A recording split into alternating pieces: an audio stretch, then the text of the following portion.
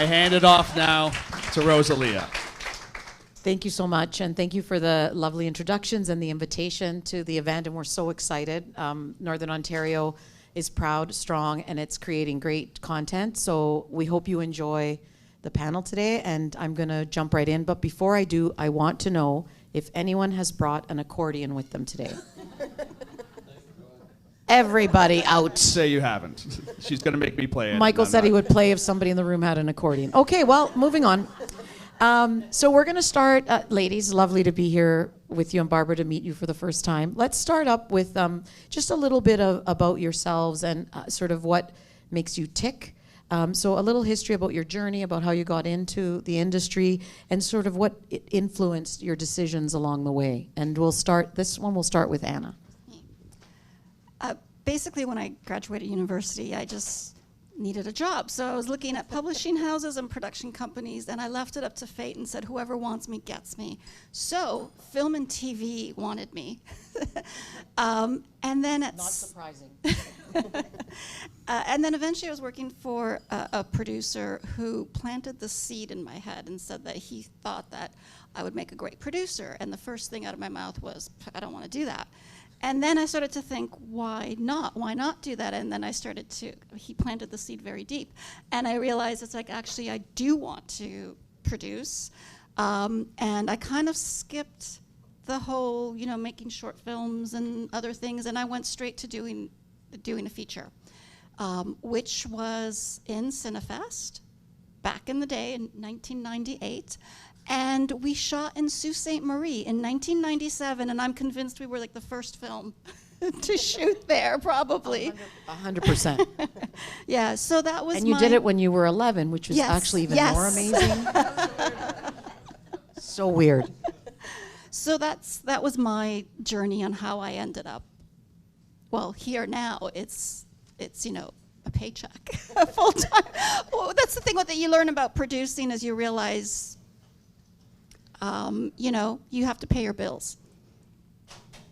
And I wanted to remain in the film industry. And so I actually am in a position where if you work for the Ontario government, if you work for Ontario Creates, you can actually do both. You can continue to make films and have your job, because you can take a leave of absence to continue to make films. Because they choose people from the industry for a reason. They want us as consultants to be that connection to you.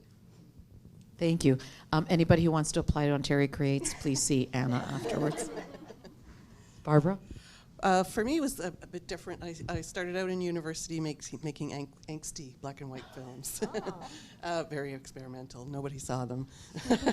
And then I moved on to work in artist-run culture, in museums, galleries, that sort of thing. And so prior to OAC, for 8 years, I was the artistic and executive director of Le Labo, Toronto's Francophone Media Arts Centre.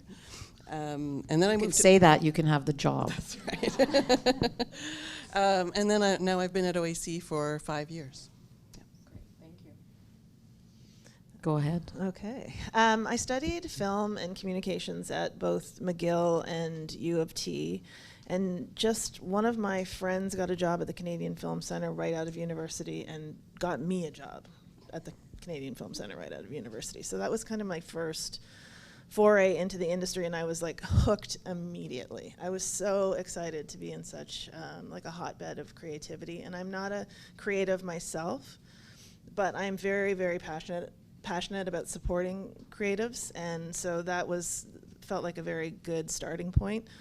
I then went to work for a literary agent who represented sort of top writers and directors in the country. Immediately knew it was a terrible fit. It's a very combative kind of environment, being an agent, and it didn't suit my temperament. I went to do development work at Alliance Atlantis, which at the time was Canada's biggest production company and broadcaster, and pivoted to the Canadian Television Fund and then to Telefilm Canada. So that was kind of my journey, highs and lows along the way, but this is where I find myself. And here we all are today in this riveting panel about funding and Northern Ontario Production. Michael said I had to say something about how I got into the industry as well, which this one will be interesting because the universe always has bigger plans for you than you can imagine. I was working in a different industry and started to see that film was coming to Sault Ste. Marie. So I called Melanie Muncaster, who's in the audience. She was with Northern Ontario Heritage Fund then. And for that reason, that fund is the reason I am in film. And we started talking about building a film industry in Sault Ste. Marie. And the reason was because I felt that in all my jobs, arts and culture and communities is the heart of the community. So that's really why I started. And I changed jobs later in life. So before this, I was in events, fundraising and special events, among other things, which we can't talk about because my parole officer said not to. All right then. Everybody moving on. Yeah. So now we're going to really get into a little bit of information. And I mean, we could be at this panel literally for 4 hours just talking about funding. So this is going to be a great high-level talk for everyone. And then, of course, know that all the funders are accessible. They want to help. So whatever you hear today and you want to expand on, you can always get in touch. So we're going to start with Melissa and ask you a little to tell us a little bit about the funding opportunity for film and give sort of everybody an idea of what telefilm support looks like. Sure. Well, we support everything from development to, you know, when you've made your film and you're taking it to international festivals and all points in between. But I think for this purposes of this panel, maybe just talking about like how would someone get a film supported through telefilm. And there are 3 and only 3 entry points for productions into telefilm. One is called Talent to Watch, which is our micro-budget program. It's for projects that have budgets of less than $500,000. It's for first-time filmmaking teams, and it's a real hotbed of creativity. Like, it appears to me that these films are super exciting and really resonate with festival programmers and audiences alike. So I think, you know, for first-time filmmakers, it's really something that you should be taking a look at. And it's a great entry into the second of the 3 entry points, which is the low budget program, which is for projects that have budgets between $250,000 and $3.5 million. And it's a place where first-time filmmakers come, second-time filmmakers. Sometimes filmmakers live their entire lives within this stream because they don't want to get involved in bigger production budgets. And then the last one is our big budget stream, which is the national program. And it's sort of budgets greater than $3.5 million, and that's where you'll find the Cronenberg, Agoyans, and other kind of heavy hitter Canadian filmmakers. Thank you. Barbara? We are your entry-level funder. We don't fund producers, we fund directors. We are an arts council, right? So we're here for the authentic connection to the story. We only fund projects up to $300,000, and I'm going to my director on Monday and saying, micro budget is $500,000. So we fund like nano budget. Good idea. Yeah. Anyway, but we are also often a starting point for people wanting to make shorts or their first feature or that sort of thing. But keep in mind, and my good friends at Ontario Creates fund much different types of projects, and I'm often kind of doing a bit of triage and saying, you know, we are an arts council, and we do want to protect that fund. My budget is much smaller than Anna's, so we do want to protect that fund for those artist-driven, independent projects that wouldn't otherwise necessarily get funded. So, yeah. Anna? We are the ones that come in at the very end, so that's the thing that you'll find that's different between us and Telefilm. And so basically, I mean, like we have many funds. We support different sectors as well, like music, gaming, like we do everything, but I'm just gonna be talking about the actual funds for film that we have. So we revamped the fund. It used to be the Film Fund and interactive digital media. So we have revamped it under, it's called Intellectual Property Fund. It's now, we refer to as the IP Fund. And so what falls under there are feature films, drama and documentary, and then digital series. So we do development and production for that. But again, we are a last-in financier. We have all these restrictions where on the drama side, your budget has to be at least $1 million. So we don't work with talent to watch. And then we are also producer-driven, like Telefilm is, and we have, because we're last in, you have to prove that you're financed, and so we are coming in at the very end. We want to be that last missing piece for you. Thank you very much. And one thing I just want to add to what these panelists said is that when you're going in as a director for Ontario Arts Council, for example, that's great. But when you want to go to the funds like Telefilm or Ontario Creates, you need a producer or to be a producer.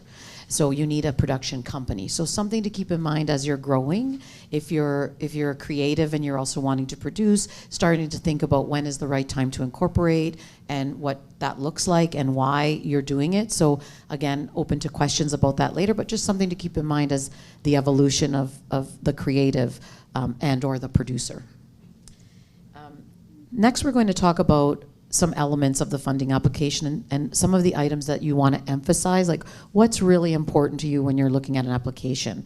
And Barbara, we're going to start with you sort of in that, because it's a creative fund, and what is it that you're looking for, and then Anna, and then Melissa. Sure. Well, there's three things. So all of our grant programs are peer assessed.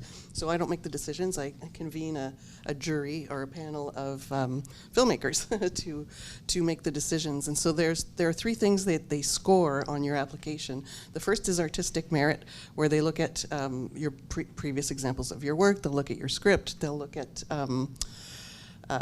your visual and sound treatment, just to assess like the artistic quality of the project. The second is impact, and that's where they look at the impact the project will have on your career, but more importantly, the impact that the film will have on audiences. And I think that's where a lot of people lose points. I actually point them to a Telefilm Talent to Watch tool, which I find really helpful in the application. It's the audience engagement and discoverability. Yeah. You have a really helpful checklist, and I send that to people all the time because it really helps articulate who your primary audience is, but also who some secondary audiences might be. And assessors are paying increasing attention to that. And then the final thing that assessors score is the viability of your project. They look at your budget, they look at your work plan. One mistake I often see is not enough detail in the post-production phase. Sometimes people give us a 3-line work plan: pre-production, production, post-production. That's not enough. Especially for post-production, they want to see that you've allocated enough time and resources to that. Thank you. Forgot about the mic. So as an agency of the Ontario government, we have this mandate that looks at the economic impact that your project will have for the province. So we are very jobs driven. We are very, we're really looking at how much money are you spending in the province. This is a big part of how we determine which projects we choose. And 35% of the overall score is weighted towards that.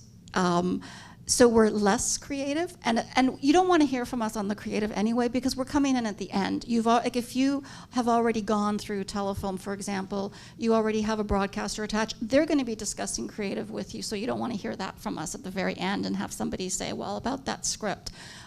So we are really less creative.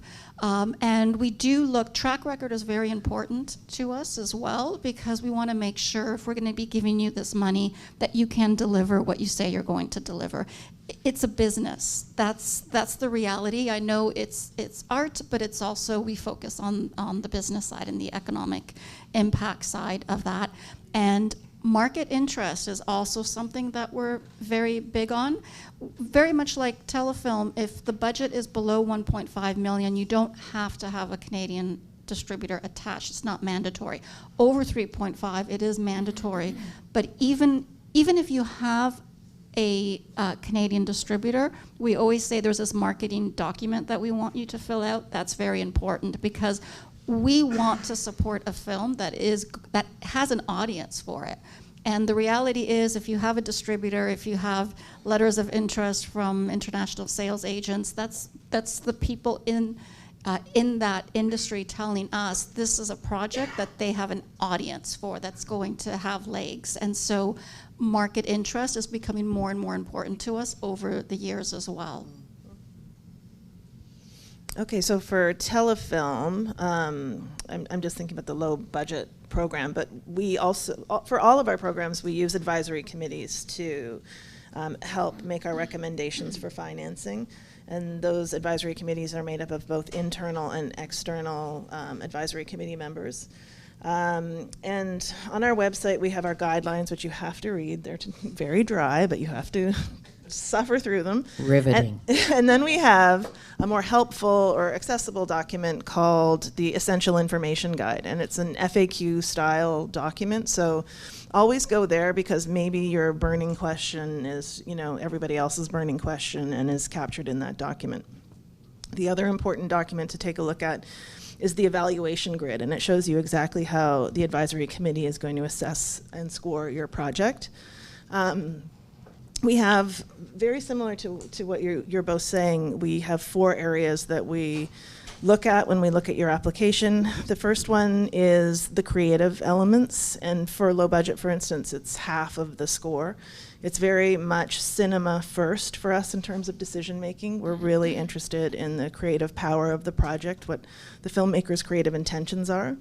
We then are interested in looking at the team, and we're assessing whether the team is going to be able to pull this off. This is a very hard endeavor, and we know that, so we're looking to see what experience is the team bringing to the table, what insights do they have into the process, what is the team, who else are they bringing to the table to help make this a success. We're then looking at viability, to look at your finance structure, your budget, just to make sure that this feels like it all makes sense and works holistically together. And then a big piece for us is the audience. Who is going to see this, and how are you going to get it to them? And for the low budget program, you don't need an eligible distributor. For Talent to Watch, you don't need an eligible distributor. But we want to know that you have a sense of how this film is going to be seen by Canadians and by audiences around the world. Thank you. I think that I want to pull in sort of some of the summaries from here, and what I think some of the common threads are. I forgot the first common thread, actually. We're in good hands here. Yeah, such good hands. The fearless leader.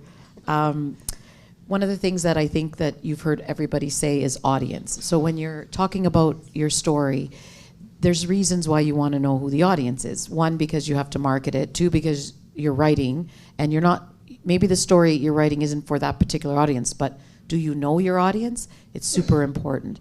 And the other thing that I want to touch on is that, as daunting as these applications seem, if you're bored one night and you just go online and you take a look at the guidelines and you make a checklist of what you need, and then you ask yourself questions, it's actually a process. So it's not as daunting as it sounds, but you're not going to do it the night before, like the essay in university, which I did get an A on, but that doesn't matter. These things take time and thought. And I'm going to guess that you're all saying this, you can tell the applications that didn't think it through. So it's super important, to know all those things, to keep those things in mind, but also to know that this is doable, and this isn't out of the realm of your abilities or your team's abilities. All the funds act like this. And I remember the first one. The point is, know what your funder wants. So when I first started and I was bringing producers up to Sault Ste. Marie, they would be upset that the Northern Heritage Fund didn't fund their beautiful story. And I was like, their economic development. Anna, right? If you don't know what your funder wants, you're not that precious that they're supposed to just fund you because you have a great story. So do your research. That's, I think, one good piece of advice to keep in mind. Do your research, know what the funders want, know your audience, and know that everything that you need for that application is listed somewhere. And so it's a great Friday night activity. One of the things that we want to talk about now is sort of the realities of the competition, because these are all competitive funds. So, Barbara, let's start with you on this one. When you're looking at your applications, what stands out for you? And if it's creatively, can you bridge into that? So what's a standout application? And if there's a creative component to that, could you expand on it? Sure. Well, just to start with how competitive it is, my last program deadline was April 1st. We got, and it wasn't a joke, it wasn't an April Fool's. We got 267 applications, 35 got funded. So that's a 12% success rate. And among those who did not get funded are very well-established people who are pretty gobsmacked that they didn't get funded. So those are fun calls. But yeah, so what comes across as a professionally well put together application is one that isn't rushed. Also, assessors can smell AI from a mile away. AI tends to be very vague in general, and what we're looking for here is specificity, right? Be very specific. I think a common mistake is people think they've already said something elsewhere in their application, and they don't have to answer the question here when it's being looked at. But this is being discussed in committee, and assessors read 267 applications, right? So when they're discussing it and they're looking at your audience outreach plan, they need to find the answer to that question where they expect to find it. So even though you may have answered it elsewhere, like we had one applicant who say, I've answered that in this other section. It's like, we have 10 minutes in this committee to discuss your application. If we don't find what we need right away, you're unfortunately going to lose some points. And it's a scoring point system, right? So yeah, clarity. And I think because it's creative, the director's personal connection to the story. Why are you the person to tell us this story? What's driving you? Why do you need to tell this story? And why are you the right person to bring it to audiences? Thank you. Anna? So again, because we're coming at the end, it's a little bit different what we're looking at. So there are a number of eligibility requirements. So again, this is where the guidelines come in.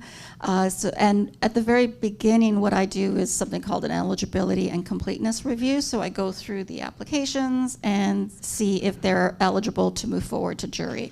I kick out a lot at that stage. And the main eligibility requirement, other than there's the producer requirement, there's the budget requirements, is the fact that in order to apply to us, you have to have 70% of your financing confirmed. If you don't, you will not move forward.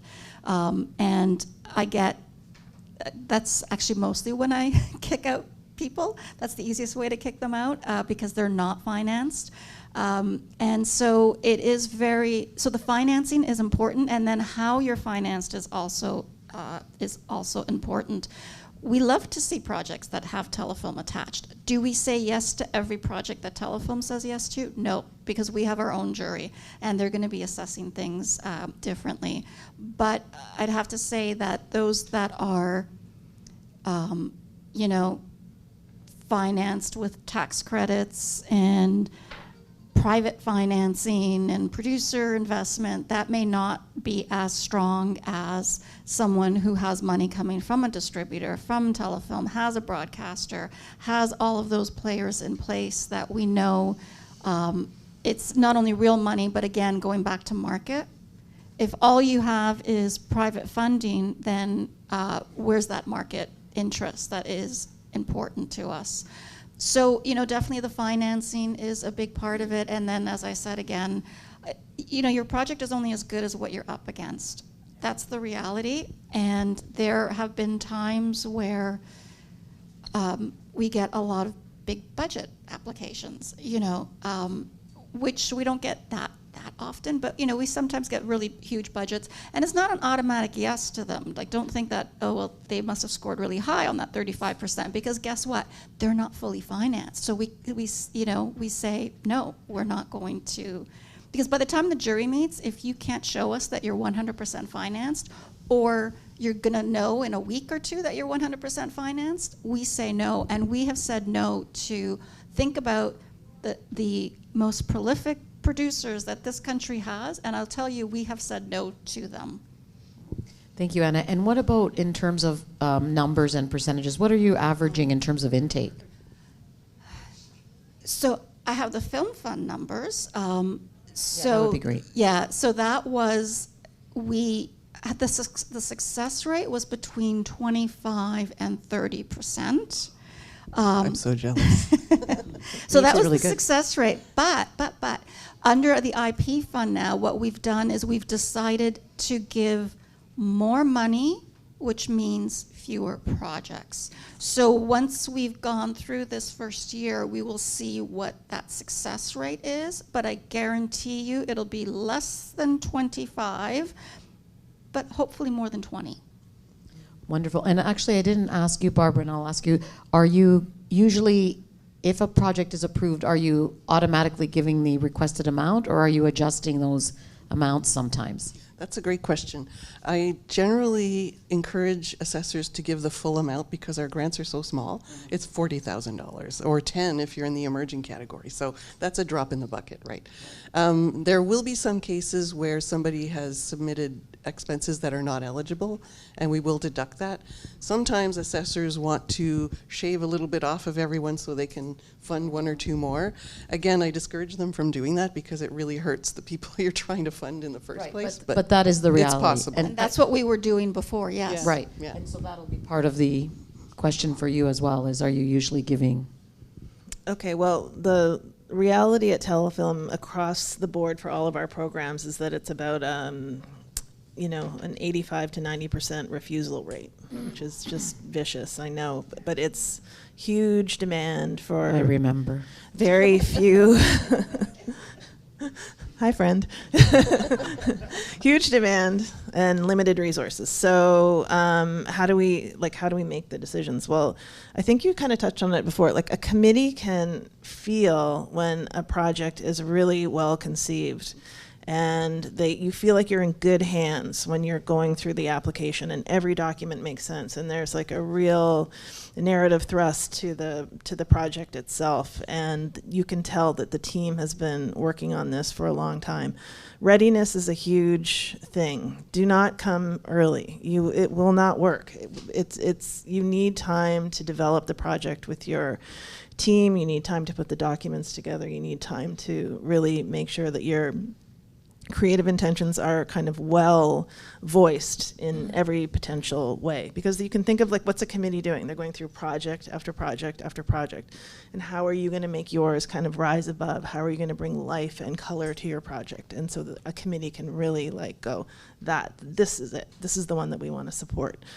In terms of the money, yeah, it's hard to resist taking a little bit off of everybody and giving it to another project. We definitely suggest that people ask for what they need, and typically that's the max that they're allowed to receive. And you know, I won't go into it now, but go into the guidelines and you can see what those are.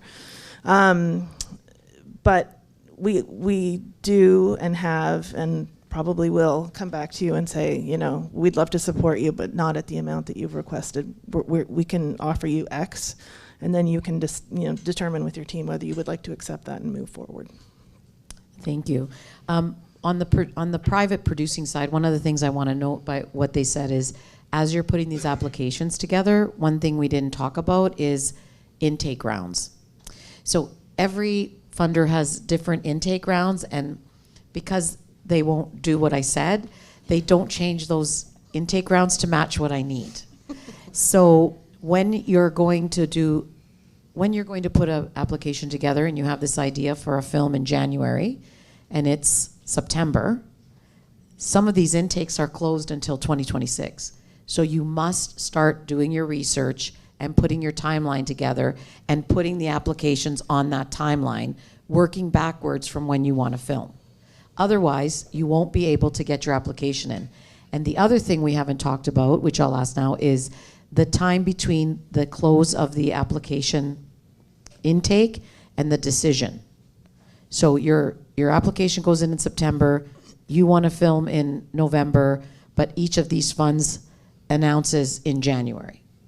So these are all things that have to go on your timeline. Whether you're doing it on a roll of toilet paper or on an Excel, you must look at the dates of intake. And can we just talk about that? What is the usual turnaround from close of submission to decision? Why don't we start on this side with you, Melissa? Okay, and I love what you said, and I think you could even take it bigger. It's like you need to do this for your whole strategy for your company and your career. Like, get some projects in development, get some moving towards production. Well, this is now working in post-production. I'm moving over here to do some digital. And making sure that you understand the funding landscape and what those concrete deadlines are. It's very, very smart. So please do that on that Friday night that you're. So many things to do this Friday. So for production, we're 16 weeks from the closing date. So that's when the portal shuts to getting you a decision. And one of the things about Telefilm is that for most of our programs, we only have one deadline a year.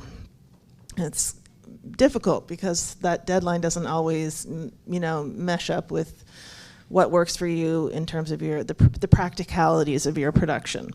So, and sometimes I find and I feel that people are rushing because they feel the pressure of that one deadline, and they don't want to wait for another year. So we understand that, but that is the reality of Telefilm: one deadline a year, basically. We have 2 deadlines a year in spring and in fall. So October 8th is the next one, coming up soon. And then first week of April, usually. And it takes us 4.5 months. And you said weeks, and I'm like mathing. But anyway. 4 months. 4 months. 4.5, actually, yeah. So you're about 4 months. 4 months. You're 4.5. Before you get the results. And one of the criteria is you can't start production until you get your results, because we don't want people to assume they're getting the money and then get some bad news later on. Anna, is there 5 months? 5 months, going once, going twice? How many months? We're actually 16 weeks as well. Oh, that's impressive. We have 2 deadlines for the IP fund, April, and the next one is next week. But do not be rushing to get applications in. What do you think I'm doing later tonight after the NOHFC gala? You're not going to leave it for kidding me? Friday? And actually, Melissa, I'm sorry to kind of call out, but on NOHFC, you have 3 intakes now or 4? 4. They got 4 intakes, people. Are you hearing this in the north? Just saying. We had 3. We moved it down to We 2. know what's happening. Take this back to your people. 4 intakes in the north. And what is approximately your turnaround time from last day to decision? 4 to 6 months. So again, you can see here how now all the producers are like, wait a minute, it's longer, but there's more opportunities. So again, it's really important that you know the decision time, because if it doesn't fit in your timeline, you don't want to start production. And if you do, our favorite words from all the funders, it's at your own risk. So. With a strike against the project, because you can only come into us 3 times. Right. Actually, I'm going to follow that up, Anna, which is a good point. If we see that a piece of financing or an actor or something falls out and we pull it, is there an opportunity to do that ahead of jury for Ontario Creates? Yes. So if the jury hasn't met yet, and you find, like, you're waiting for Telefilm and you find out that you did not get Telefilm, you can then email us, put it in writing saying, I want to withdraw my project. And that doesn't count as one of the 3. That does not count. Yeah. So it's like we never saw it. That's fine. You don't lose. You don't have a strike against the project at that point. Melissa, do you have a number of times a project can come in? I think for Talent to Watch, it's 1 refusal, and for low and big budget, you can come in up to 3 times. And if it doesn't make it on the 3rd time, it's like, I think, you better come in with something different. Maybe it's time to change it up. Just switch it up. Take up accordion. Yeah. No kidding. I've been there we've changed projects. But I've seen situations where, an applicant has come in for production financing. They haven't got a yes from Telefilm. They go away. They figure out a way to finance it and make it. And then they come back to us on the next deadline with their really strong rough cut. And we are able to come in and support them for post-production. Yeah. So that's one So we didn't option. talk about that fund because we're not focused on that. But again, look up at what the funds are. That was one of the other questions. Are there any funds we haven't touched on? Is there a 3-strike rule for? No, we're very forgiving. How many times can I put in the same? As many times as you I'm want. I'm gonna start writing. It's a different group of assessors each time, and we don't tell them that you've applied before. That's confidential. Oh, great. So, Okay. so as far as they're concerned, it's the first time you've applied. So I've seen people come back 8 times. Yeah. You got to be persistent. I'm telling you. And then building on this, you just bring a bell when we should go to Q&A, okay? Okay, yeah. Building on that, let's say that one of the applicants has not been successful. Is there an opportunity for any kind of feedback, whether it's via email or sort of a postmortem via Zoom or in person? Barbara, we'll start with you in the middle Sure. again. Yeah? Actually, yes. So at OAC, you can get feedback, whether your application is successful or not. And I will read you the assessor's notes. I can't share specific scores only because different groups of assessors score differently, and you might have gotten a 76 one time, and that was really good, and an 82 the next time, and that wasn't not that great. But I can tell you, for example, well, you scored lower on impact, and here's why, and da-da-da.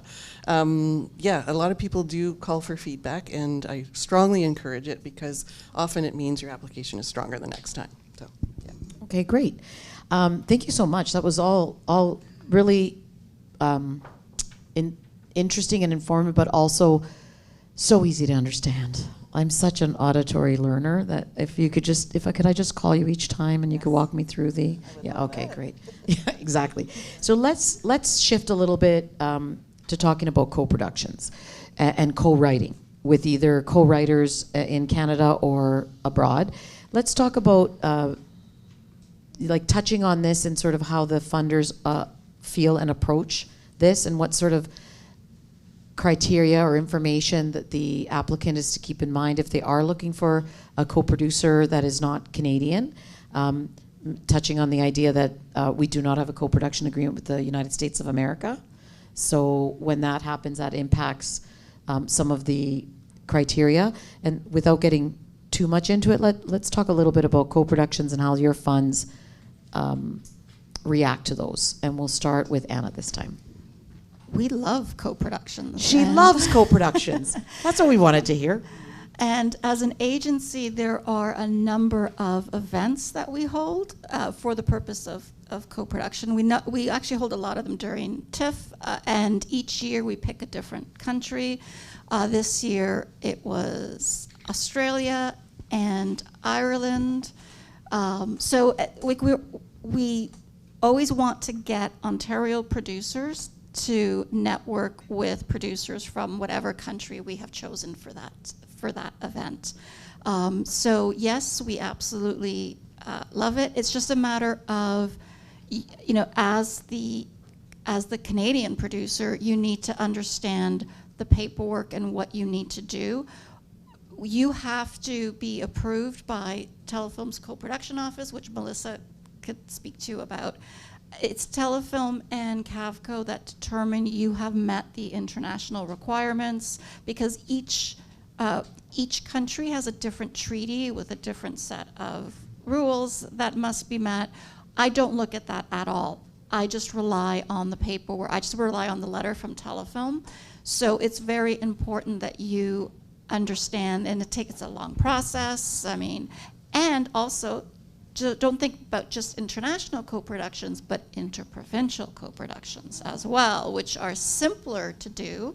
And it's always about relationships, though, because they can fall apart. Sometimes you just get a bad date. Yeah, we have no problem with co-production. Co-production is fine. The main impetus, though, we are an arts council, do you as director maintain creative control? And one of the things that assessors are looking at is how many Ontario crew members you have. Now, that said, if you're going to Venezuela, of course you're going to hire people on site. It's much cheaper than bringing your whole team. But is the editing being done here in Ontario? You're getting an Ontario editor. So the main issue for us is who maintains creative control of the project. Yeah. Okay, thank you. Yeah, so we see a lot of interprovincial co-productions. We see a lot of international treaty co-productions. Telefilm administers those treaties. We have a great team of analysts. So every treaty is different, and these folks are very, I find, very generous in sharing their insights into the treaties with you. So I would suggest, you know, if you're going down that route, that you connect with someone at Telefilm to discuss, like, what are the, you know, what's like the straight goods on doing a treaty with X country, and they'll be helpful there. In my last round, we supported a Canadian-Chilean co-production. We supported a co-production between Canada and Mexico. I've done an interprovincial treaty co-pro with Ontario and Quebec, which was also an international treaty co-pro with France. So we see everything and anything, and I think everything and anything is possible. It just has to make sense. And I think, like, the kiss of death is if you make a decision because you think it's what Telefilm wants or is looking for. Don't do that. The only thing that makes sense to Telefilm is something that makes perfect sense to you and your project. You have to make every decision based on what makes sense to you and your project. And it will either resonate with Telefilm or it will not. But you will know at that point that you've kind of left it all on the dance floor and you've done everything you can do to put your argument forward.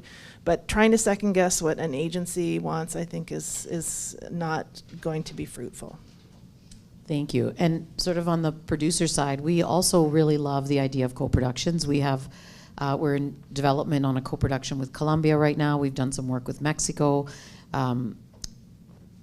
We have Europe's on our radar. One of the things to keep in mind if you're just starting producing is when you're looking at co-productions, you also want to see what the budget levels are and how that financing fits together, because the financing percentage has to match the budget percentage. And if it makes sense, because there are additional fees for co-productions, for example, legal fees, and there's foreign exchange to take into account. So kind of do your homework. And one of the other things I want to add to sort of what's been said is, as a producer, you do have to do a lot. But if you don't know something, then find a partner that does, or someone that'll help you. Because when I started, production and production management was my strength, but not business affairs, which when we start talking about co-production treaties and finance plans and CAVCO and tax credit,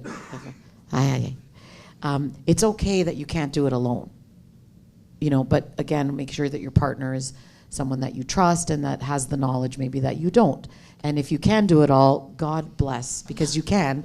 You're just learning everything along the way. So, okay, before we end, because we're ready to go, I have, if you were to leave one message with the audience today, what would it be?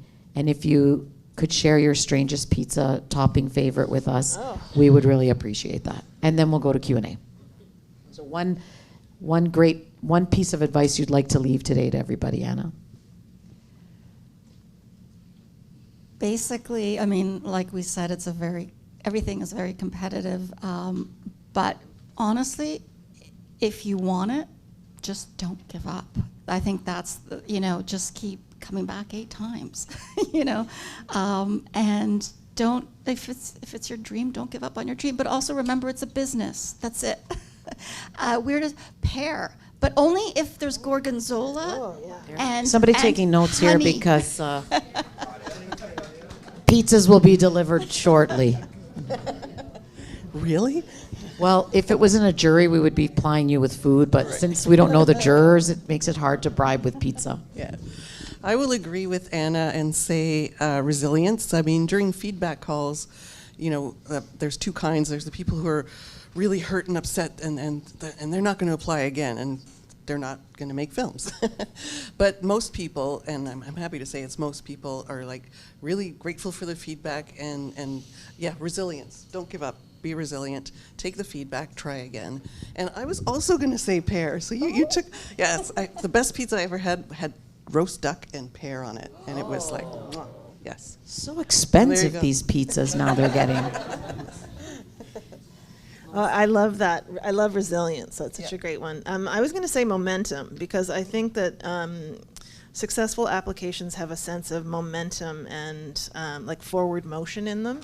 And I think they kind of have, it's like it's a train that's leaving the station and it's going to a very exciting place, and you're inviting Telefilm to come along for the ride because we want to be a part of your project that's going to TIFF, Sundance, South by Southwest, Cannes, you know, like come along for the journey. And it's sort of a vibe that you have to create when you're putting the package together. So momentum is mine. And I mean, I'm an equal opportunity employer with pizza toppings. I do like a hot honey situation. Okay, this is all very good. Well, let me see now. What would I say? I think I might say be innovative with your companies when you're producing. Again, we're not owed money from the funders. We have to we have to let them know that we're capable. But in the meantime, we all have bills. So get innovative. Maybe you're going to service. Maybe you're doing a job that relates to film, but doesn't take you out of that creative space. Try to be innovative when you're coming up with a solution to something, especially even with the funders. Maybe there's something that you want to put together in a region that makes sense, and maybe you're going to do a little lobbying for it. But get innovative with your thinking, because nobody owes us anything. But if we can prove that we can do it, then really it's going to make it hard for them to say no. And I wouldn't say it's strange because most Italians love rapini, but I really like rapini on my. Did you guys guess it? Oh yeah, yeah. Rapini. They actually high-fived. Yeah, they know. I put rapini Wow. on everything, like toast but yeah, if you have a good hot sausage pizza and you put rapini on it, I mean, it's next level. I'm at 3 Dawson Avenue, Sault Ste. Marie, Ontario. Can I get a huge round of applause for our panelists here? Are you inviting With us all over? the gratitude in the world. Thank you so much. Okay, we have received a number of questions here. We'll quickly go through some of those. This one's for Melissa. Can you speak to the sustainability requirements that Telefilm has for productions? Sure. We require every applicant to put together a document that talks about your sustainable practices when you're going to be moving to production. And it's something that we look at it's another one of those documents that makes you feel like you're in good hands with the applicant, like that there's a sensitivity there, that there's a thoughtfulness, that there is an intention behind the project itself. So very important to us. What types of stories, mainly for OAC and Telefilm, are you interested in funding? Are there genres that stand out? Are there types of stories that stand out? I'll start. No. No. No. That was it. No, I'm kidding. No, it's true. Any story could come to the table. There's no preferences. There's no genre preferences. Similar for us, I guess the thing that would be the kiss of death for a project is a derivative piece. So it's like Toronto for Chicago, or something that is kind of like a tepid version of some other type of entertainment. We're not doing that. We're cinema first. We're innovation. We're audacity. We're excitement. We want to have audiences interested in moving towards the box office and seeing these projects. So derivative is the thing that's going to be the kiss of death for your application. When you're pitching a project based on an unoriginal or an IP that already exists, is it fundamental to have the rights secured before applying? I think that goes for everybody, Yes. a nod all around. I was wondering for Ms. Chilelli, what do you look for when you're looking for things at Edge Entertainment? What moves the needle for you in terms of script? Gosh, that's a good question because we get a lot of. In your microphone. There we go. Yeah. We get a lot of stories pitched to us, and so, I mean, for us it is always story, because when you're going to take something on, you're married to it for a long time. Like we've had El Duende, the Colombian co-production, for 8 years. Doesn't make us bad producers. It's just taken a long time. But so you're married to it for a long time. So the material has to resonate. For me personally, it's characters. Our development coordinator is always looking at story structure, but we know that we love genre. So genre is really important to us. If it's a genre piece, we tend to look at it first, but that doesn't mean that we shy away from dramas. We have one. And coming of age, like our Rocket Fuel, which we just received Telefilm funding for and are about to receive Ontario Creates funding for after the application goes in. It came to us last year at TIFF, but it was such a beautifully written story where me as an adult could identify with 13-year-old Nora, and the filmmaker is clearly a filmmaker, as Melissa said when she read it, that story resonated even though it wasn't genre for us. So I think a well-written script with characters that are relatable, or even if somebody said, do they have to be likable? And I said, no, I don't need to like you, but I need to know who you are. So I think that's important. September 25th, remember that. Don't put it in at 4:55. Do you know Jennifer? 4:55. No, it's true. We know, we're ready. I'll show you later. No, I won't. I'm kidding. That's what she wants to do tomorrow morning. She wants to go through that with me. It's Friday. Friday Fun Day is all about applications, everybody. Fun day. Just as a final question, we talked a little bit about not using AI and in your application to not leave it to the last minute. Are there any other huge blunders? Are there any other huge obvious things that people should avoid when applying for things? Any other, what we call them, potholes in the application process? Not reading the guidelines. You talked about the triage process you do at the beginning. I do that too, and there's about 75 or 80 applications at each deadline that get taken out because they've submitted ineligible support material. I've done that. Yeah. Well, and fully aware of how tedious our webpage is and how tedious it is to read the long list of ineligible things, but save yourself the heartache and all the hard work. Read that first. Anyone else? No other little potholes to avoid? I could just say more of like a tip. It's just, let it rip with your director's vision and statement. Like it's a visual medium, so show us some visuals. Like we want to understand where you're coming from as an artist, but also show us. And really nail the tone for the advisory committee. Like, don't let there be any questions about what type of project you're attempting to make. And tell us, what is your creative North Star? Who are the filmmakers that inspired you? What films are comparable in tone and taste to this? So it helps, the advisory committee kind of like center this creatively. Anna, you got anything to pitfalls?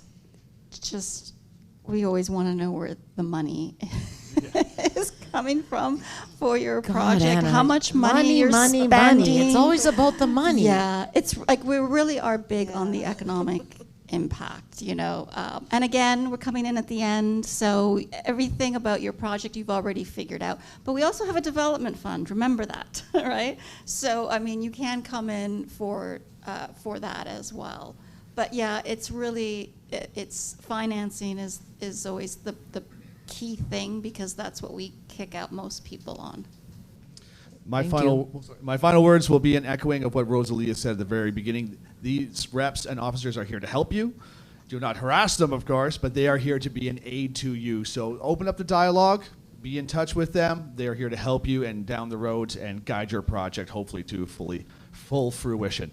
Thank you again so much to our panelists. Cannot express deep enough thank yous for all these things.